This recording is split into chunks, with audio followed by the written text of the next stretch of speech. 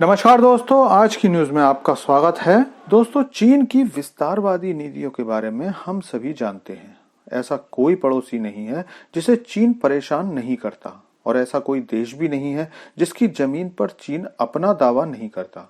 लेकिन अब चीन की इस दादागिरी के नुकसान सामने आने लगे हैं, और बदलते वर्ल्ड ऑर्डर से मिली ताकत ने अब छोटे देशों को भी चीनी नीतियों के खिलाफ खड़ा होने पर मजबूर कर दिया है। इसी क्रम में खबर आ रही है कि एक प्रमुख साउथ ईस्ट कंट्री फिलीपींस ने चीनी बीआरआई से निकलने का मन बना लिया है। तो क्या है ये पूरी खबर, और कैसे फिलीपींस चीन के ड्रीम प्रोजेक्ट से बाहर निकलने की हिम्मत कर पाया, आपको सब बताता हूँ। लेकिन आपसे रिक्वेस्ट है कि वीडियो अच्छी लगे तो चैनल को सब्सक्राइब कर लीजिए, क्योंकि यहाँ आपको डिफेंस, फाइनेंस और फॉरेन पॉलिसी पर वीडियोस रोज मिलते हैं। तो दोस्तों, चीन की सीमा से सटे किसी भी देश को चीन शांति से नहीं रहने देता। हर पड़ोसी के किसी न किसी हिस्से पर अपना दावा जताता रहता है, और चीनी सेना भी लगातार उन देशों को अपने एक्शन से लगातार इरिटेट करती रहती है। वो चाहे रूस हो, जापान हो, कोरिया हो, ताइवान हो, भारत हो, या वियतनाम, फिलीपींस, इंडोनेशिया जैसे साउथ ईस्ट देश। अभी पिछले दिनों में ही चीन और फिलीपींस के बीच सीमा के अतिक्रमण को लेकर काफी तनातनी हो गई थी, और ये हाल फिलहाल में करीब 1 महीने से चल रहा था। दरअसल फिलीपींस और चीन दोनों स्कारबोरो द्वीप पर अपना दावा जताते हैं, लेकिन किसी की भी संप्रभुता स्थापित नहीं हो पाई है।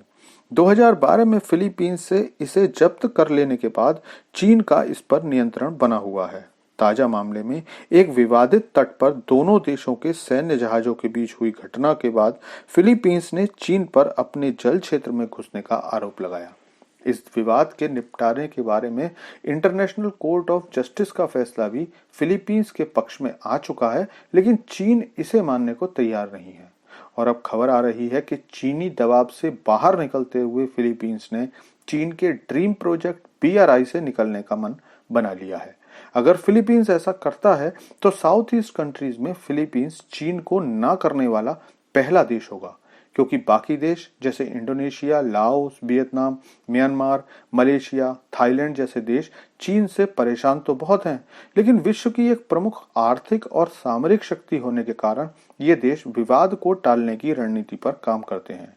लेकिन अब सवाल आता है कि आखिर फिलीपींस इस हिम्मत को लाया कहां से। तो दोस्तों, फिलहाल चीन के दिन बुरे चल रहे हैं।